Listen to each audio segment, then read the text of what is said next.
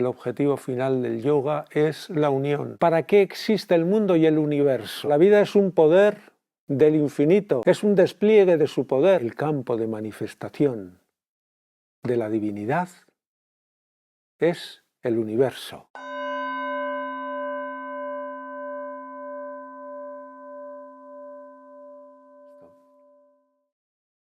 Comenzamos este curso retiro sobre el yoga del conocimiento integral, Jnana Yoga, siempre en la perspectiva y en la línea de conocimiento del yoga integral que nos ha sido legada a través de la experiencia y del conocimiento expresado por el Sri Aurobindo y Mirra Alfasa, la madre. Estas son nuestra línea de conocimiento, nuestra línea de práctica espiritual. Naturalmente no es la única línea existente. A nosotros nos parece muy completa y por eso la practicamos. Pero evidentemente el conocimiento corresponde a, iba a decir muchas líneas, otras líneas espirituales que también han expresado un cuerpo de conocimiento en el que se sustenta su propia experiencia espiritual y su propia búsqueda.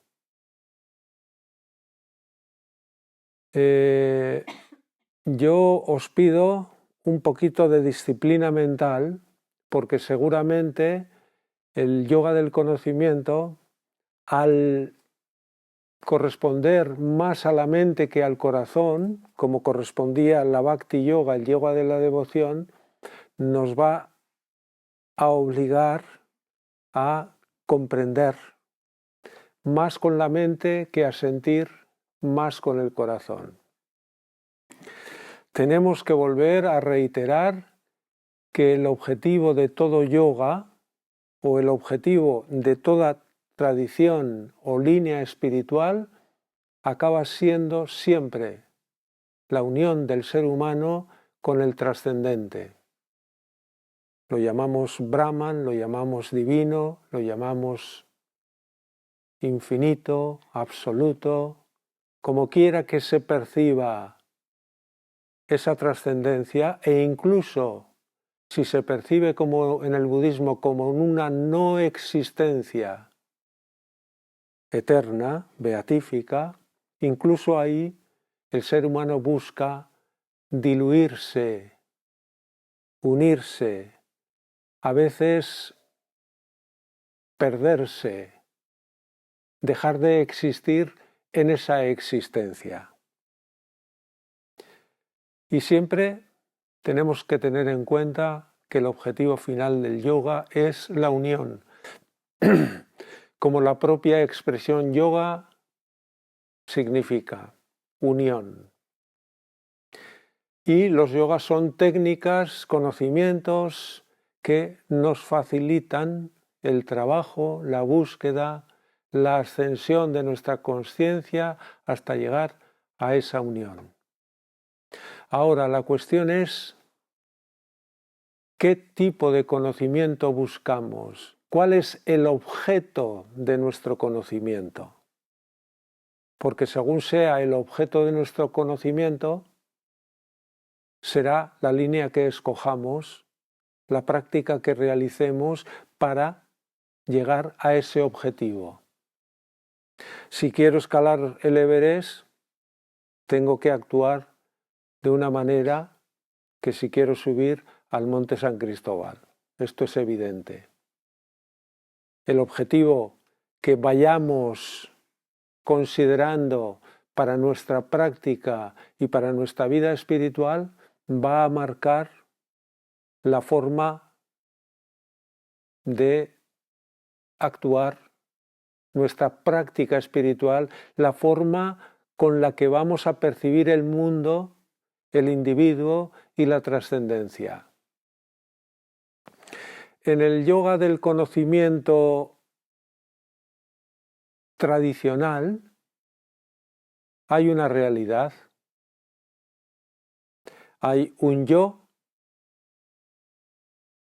una entidad, un absoluto, quieto, silencioso, inmóvil, autoconcentrado, totalmente aparte de este mundo, del universo y del ser humano. Entonces el ser humano tiene como misión, para lograr esta unión con este divino o con este infinito apartado del cosmos y del ser humano, tiene como misión su autodisolución en esa entidad, en ese infinito, en ese silencio, en esa inmovilidad. Hay una sola realidad en el yoga del conocimiento tradicional de la India, hay una sola realidad, que es eso. Y todo lo demás es un impedimento para llegar a eso. Algo de esto también hay en el cristianismo cuando se proclama que el enemigo del alma es el demonio, el mundo y la carne. Es decir, el mundo, la vida, nos impide que el alma crezca. Por tanto, encontraremos esa salvación, entre comillas, esa unión, ese objetivo final, cuando logremos desembarazarnos del yo individual y del propio universo. El budismo, dentro de su coherencia, que es mucha, llega a afirmar que el yo individual y el universo son maya, son ilusión, realmente no existentes. Esta percepción del yoga tradicional del conocimiento, en el que solo se admite esta realidad y todo lo demás es impedimento para acceder a ella o negación directa de esta realidad, se sustenta en una experiencia espiritual. No es una locura de los antiguos yogis en su práctica, es una experiencia espiritual, donde la percepción de la divinidad, el contacto con esa realidad es tan poderoso, tan real, tan esencial, tan abarcante, que todo lo demás decae. Todo lo demás parece, como decía ese Aurobindo después de su experiencia del silencio, como los fotogramas de un cinematógrafo, es decir, algo superficial, algo artificial. Porque en verdad la experiencia espiritual llega a ser tan poderosa que toda nuestra experiencia sensorial, vital y física en el mundo, en nuestro mundo y en nuestra vida, parecen evidentemente un artificio, algo superfluo, incluso acaban resultando un estorbo para que nosotros podamos acceder a la experiencia esencial. Por tanto, esta percepción del yoga del conocimiento tradicional tiene un sustento clarísimo en la experiencia espiritual. Yo a veces creo que os he comentado que cuando uno se interioriza mucho y vive en esta atmósfera espiritual, el mundo resulta muy agresivo, muy violento, muy ruidoso, muy extraño. En el cristianismo también existe esta tendencia cuando se afirma mi reino no es de este mundo. Estamos diciendo el mundo es incompatible con el espíritu. Estamos diciendo la materia es incompatible con el espíritu. Si no, está enfrentada directamente, radicalmente y totalmente, eternamente al espíritu. Esta es una percepción tradicional, esta lucha entre materia y espíritu, entre el mundo físico y espiritual, entre el mundo físico y el suprafísico. Y esto ha sido y es dominante en muchas religiones. ¿Qué pasa? El Sri Aurobindo expresa: el conocimiento esencial es este que acabamos de decir, el conocimiento de esta realidad primigenia, original, que es silencio, que es inmovilidad, que es autoconcentración, que es puro gozo en sí, por sí, per se de existencia, pura beatitud. Esto es esencial y esta experiencia es esencial. Pero ¿qué hacemos con el mundo? ¿Cómo lo interpretamos? ¿Para qué existe el mundo y el universo? Esta es la segunda cuestión que aporta el yoga integral. Y considera el mundo la expresión de la fuerza de esa realidad quieta, la expresión de su poder. Y expresa que hay una realidad autoconcentrada y esa realidad en despliegue, en expansión, en expresión de cada forma del universo. Y expresa que no solo no hay contradicción, sino que son la misma realidad manifestándose de distinta manera. Fijaos la diferencia. Por tanto, el universo no contradice, la materia no contradice al espíritu. La materia es una de las formas múltiples, infinitas, que el espíritu toma para su propia autoexpresión. Y el divino, espíritu, conciencia, son todas estas formas de nombrar aspectos de la misma realidad, la realidad una. El espíritu toma infinitas formas en su manifestación. Y todo lo que existe en el universo no solo no contradice, la realidad una, sino que acredita su poder de expresión y de manifestación.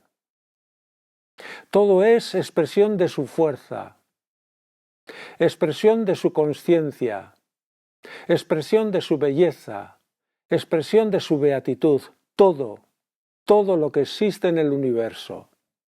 Lo que pasa es que en un universo evolutivo, en ciertos momentos de la evolución, esa expresión está aprisionada, oculta, confinada en la ignorancia del ser humano que todavía no ha logrado encontrarse a sí mismo y por tanto no puede expresar lo que en sí mismo existe de divinidad y de conciencia.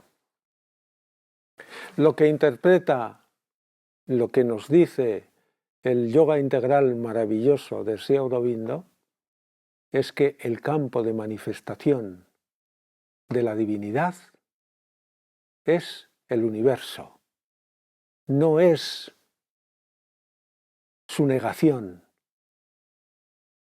Por eso escribe su obra La vida divina, que significa esto. La divinidad debe expresarse en la vida. Esta es la gran diferencia entre el yoga del conocimiento tradicional y el yoga del conocimiento integral.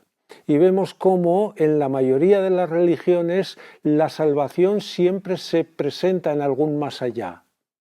Tenemos el nirvana en el budismo, que es la autodisolución del nirvana, ya no se puede volver, es la autodisolución del propio ser en esta vacuidad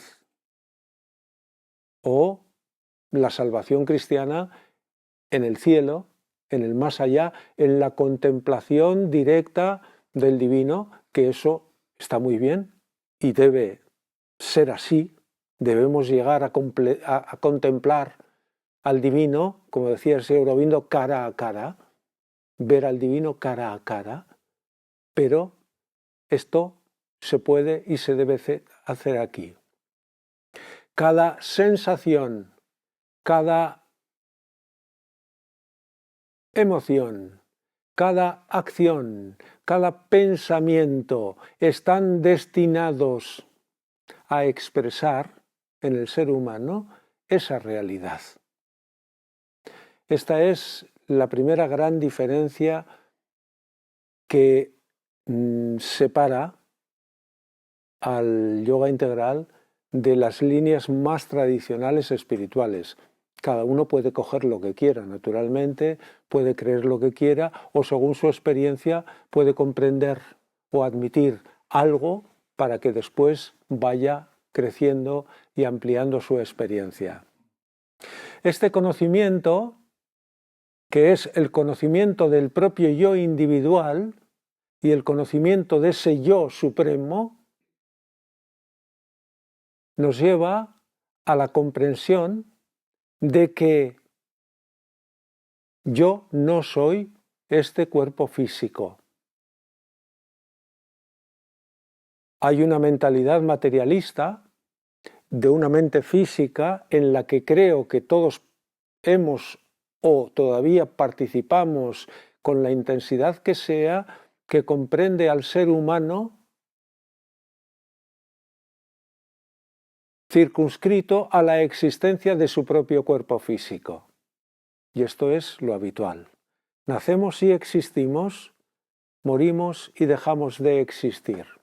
Y existe una línea materialista para la cual la única realidad es la materia. Incluso se expresa que el amor que sentimos hacia otra persona no es sino una combinación de distintos elementos químicos que producen esas sensaciones en nuestro sistema nervioso y emocional. Esto lo habréis oído oír alguna vez. Es decir, confunde